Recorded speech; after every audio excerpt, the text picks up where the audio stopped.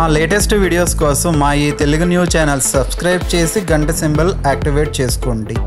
గురువారం రోజు యాలకులతో ఇప్పుడు మనం చెప్పుకోబోయే ఈ చిన్న పరిహారం చేస్తే చాలు బంగారం మళ్ళీ కొనుక్కునే అవకాశాలు వస్తాయి. కలి ప్రభావం లేని బంగారాన్ని మీ సొంతం చేసుకుంటూ ఉంటారని పండితులు అంటూ ఉన్నారు. అంతేకాదు తాకట్టులో ఉన్న బంగారం కూడా మీ దగ్గరకు వచ్చేస్తుంది. మీ దగ్గర ఉన్న బంగారం డబల్ అవుతుంది. మరి గురువారం రోజు యాలకులతో ఏం చేయాలో ఇప్పుడు మనం ఈ వీడియోలో తెలుసుకుందాం. ముందు ఒక చిన్న కథను విందాం. పూర్వం భరద్వాజుడనే ఒక మహర్షి ఉండేవాడు. ఆయనకు ప్రాణ స్నేహితుడు రైంబ్యుడు. వారిరువురు సూర్యోదయానికి ముందుగానే లేచి కాలకృత్యాలు ముగించి నదీ స్నానం చేసి నిర్మల చిత్తంతో పరబ్రహ్మ ధ్యానం చేసుకుంటూ అడవిలో దొరికే ఫలాలతో జీవయాత్ర సాగించేవారు. అలా ఉండగా వారిలో భరద్వాజుడికి యవగ్రీసుడనే కుమారుడు కలిగాడు. రైంబ్యునికి అవసువు పరాసువు అనే ఇద్దరు కుమారులు పుట్టారు. వారు పెరిగి పెద్దయ్యారు. భరద్వాజుడు ఎప్పుడూ కూడా ధ్యాన సమాధిలో ఉండి కుమారుని విద్యా విషయాలు పట్టించుకోలేదు. రైంబ్యుడు తన కుమారులిద్దరినీ కూడా విద్వాంసులుగా తీర్చిదిద్దుకున్నాడు. వారిద్దరూ వివిధ ప్రాంతాలలో పర్యటించి తను విద్యతో అందరి ప్రశంసలు పొందుతున్నారు. ఇది చూసిన యవగ్రీతునికి విచారం కలిగి వారి వలె తాను కూడా విద్యావంతుడై విశేష ఖ్యాతి సంపాదించుకోవాలనుకున్నాడు. అదే ఊహతో తపస్సు ప్రారంభించాడు. యవగ్రీతుని తీవ్ర నిష్టను గ్రహించి దేవేంద్రుడు వచ్చి, స్వామి, విద్య అనేది గురుతుముఖంగా జరగాలి. అధ్యయనం చేయక తప్పదు. అంటే గురువుల చేత అభ్యసించాలి. అలా చేయటం వల్లే విద్య అబ్బుతుంది అని చెప్పాడు. అప్పుడు కానీ వేదాంగ విజ్ఞానంలో తపస్సు పరిపక్వం కాదు. ఈ ప్రయత్నం మాని ఉత్తమ గురువును ఆశ్రయించు అన్నాడు. ఆ మాట యవగ్రీతునికి నచ్చలేదు. తపస్సు చేస్తూనే ఉన్నాడు. ఉచిత రీతిని వీనికి ఉపదేశించాలని ఇంద్రుడు ముసలి బ్రాహ్మణ వేషంలో వచ్చి గుప్పెడితో ఇసుక తీసి వదిలి నదిలో వేస్తూ ఉన్నాడు. యవగ్రీసుడు నదీ స్నానానికి వచ్చి, ఏమిటి పని, ఎందుకు చేస్తున్నావు అని అడిగాడు. దానికి వృద్ధుడు నవ్వుతూ, ఈ నదికి అడ్డంగా గోడ కడుతూ ఉన్నాను అన్నాడు. యవగ్రీసుడు నవ్వి, ఇంతటి నదికి గుప్పెడు ఇసుకతో గోడ కట్టడం జీవితంలో సాధ్యమా అన్నాడు. అప్పుడు ఆ వృద్ధుడు, నాయన, గురు శుశ్రూష లేకుండా వేద విద్య అంతా నేర్చుకోవాలనుకోవటం కంటే నేను చేసేది అవివేకం కాదు అని జవాబిచ్చాడు. దానితో యవగ్రీసుడు, ఓహో సుఖవతి, మీరు ఎలా అయినా సరే నాకు వేద విద్య అనుగ్రహించి విశేష ఖ్యాతి కలిగించాలి అని ప్రార్థించాడు. ఎన్ని చెప్పినా ప్రయోజనం లేదని ఇంద్రుడు అనుగ్రహించాడు. యవగ్రీసుడు సర్వ వేదశాస్త్ర విద్యుడయ్యాడు. మరుక్షణంలో తపోదీక్ష విడిచి తండ్రి దగ్గరకు వచ్చి జరిగిన విషయాలన్నీ వివరించాడు. అప్పుడు భరద్వాజుడు, నాయన, ఈ విధంగా విద్య సాధించటం వల్ల అది అహంకారం కలిగిస్తుంది. అహంకారం ఆత్మ నాశన కారణం. ఇంత చిన్న వయసులో తీవ్ర తపస్సు చేసి వరాలు పొందటం మరింత అహంకార హేతువవుతుంది. అయినా ఒక మాట విను, నువ్వు ఎప్పుడూ కూడా రైంబ్యుని ఆశ్రమ పరిసరాలకు వెళ్ళకపోకు. ఆయన కుమారులతో వైరం తెచ్చుకోకు అన్నాడు.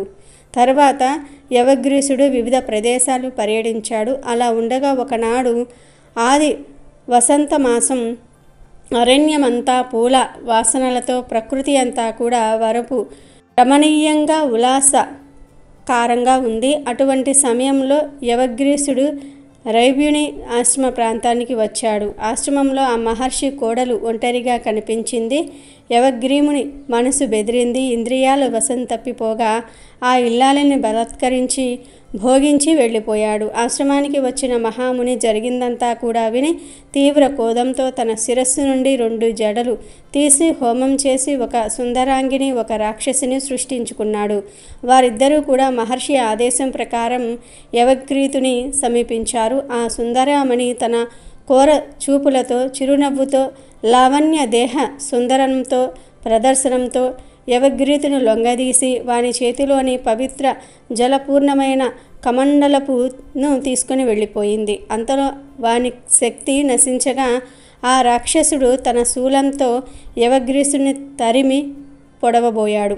సరిగ్గా భరద్వాజుని ఆశ్రమం ద్వారా దగ్గరే వానిని సంహరించాడు. అది చూసి భరద్వాజుడు, నాయన, అనాయాసంగా లభించిన విద్య ఇటువంటి అనర్థాలే తెస్తుందని చెప్పినా నీవు నా మాట వినలేదు కదా అని గొల్లున విలపించి ఆ తీవ్ర వేదనలో రేవిని శపించి తాను కూడా అగ్నిలో దూకి ప్రాణత్యాగం చేశాడు. శాపగ్రస్తుడైన రవ్యుడు ఆయన కుమారుల చేతులలోనే మరణించాడు. అప్పుడు 6వ వసువు సూర్యుని ఉపాసించి తన తండ్రిని భరద్వాజు మహర్షిని యవగ్రీతులను బ్రతికించుకున్నాడు. పునరుజ్జీవితుడైన యవగ్రీతుడు తన ఎదురుగా ఉన్న దేవతలను ఉద్దేశించి, నేను కూడా ఈ రేవుని వలనే తపస్సు చేసి వేద విద్యను అభ్యసించాను కదా, అయినా ఈయన నాకంటే గొప్పవాడు ఎలా అయ్యాడు అని అడుగగా, ఆయన గురు శుశ్రూష క్లేశాలతో వేద విద్యను సాధించాడు కనుక అంత శక్తి గలవాడయ్యాడు. అది లేకుండా నువ్వు సాధించావు, ఆ శక్తి నీకు